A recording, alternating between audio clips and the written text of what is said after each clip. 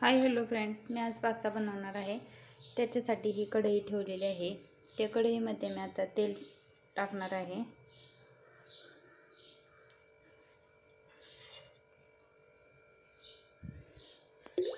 तेल टाकल्यानंतर कढईमध्ये मी आता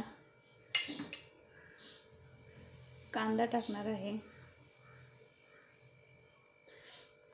हे कांदा, टोमॅटो आणि शिमला मिरची आणि याच्यामध्ये आलं लसणाची पेस्ट, अशा पद्धतीने मी आलं लसणाची पेस्ट आणि हे कांदा ते कापून घेतलेला आहे। कढईमध्ये मी आता कांदा टाकणार आहे। कांदा चांगला लालसर परतून द्यायचा। त्याच्यानंतर त्याच्यामध्ये आलं लसणाची पेस्ट, टोमॅटो आणि शिमला मिरची हे सर्व टाकून घ्यायचे।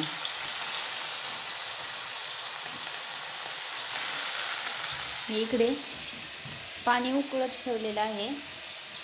या पाण्यामध्ये थोडंसं तेल आणि मीठ टाकलेलं आहे आणि मी त्याच्यामध्ये पास्ता सुद्धा टाकलेला आहे।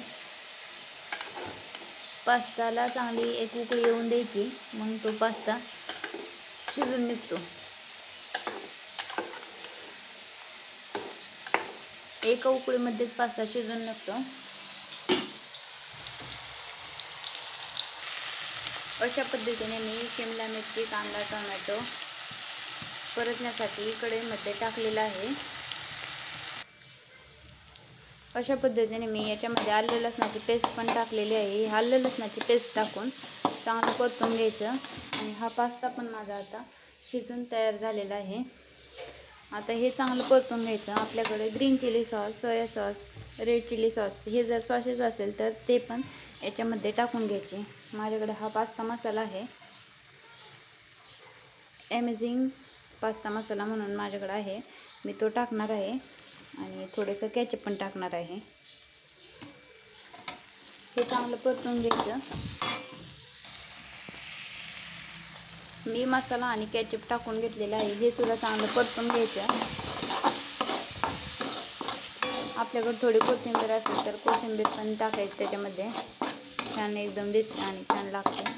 माझ्याकडे काही कोथिंबीर उपलब्ध नाही। आणि हे चांगलं परतल्यानंतर याच्यामध्ये आपण हा उकळून घेतलेला पास्ता त्याच्यामध्ये टाकायचा। अशा पद्धतीने मुलांना खाण्यासाठी पास्ता माझा तयार झालेला आहे। हे एकत्रित हलवून घ्यायचं।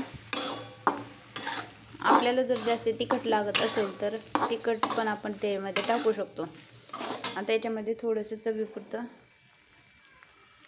चवीपुरतं मीठ टाकून घेतलेलं आहे आणि त्याच्यानंतर माझा हा पास्ता एकदम छान असा खाण्यासाठी तयार झालेला आहे। आपण याच्यामध्ये सॉसेससुद्धा वापरू शकतो, आपल्याकडे आहे ते। अशा पद्धतीने माझा हा एकदम मस्त छान असा चविष्ट असा पास्ता तयार झालेला आहे। तुम्हाला माझा हा पास्ता कसा वाटत आहे कमेंटमध्ये सांगा आणि माझ्या चॅनलला सबस्क्राईब केलं नसेल तर सबस्क्राईब करा। Thank you for my YouTube channel.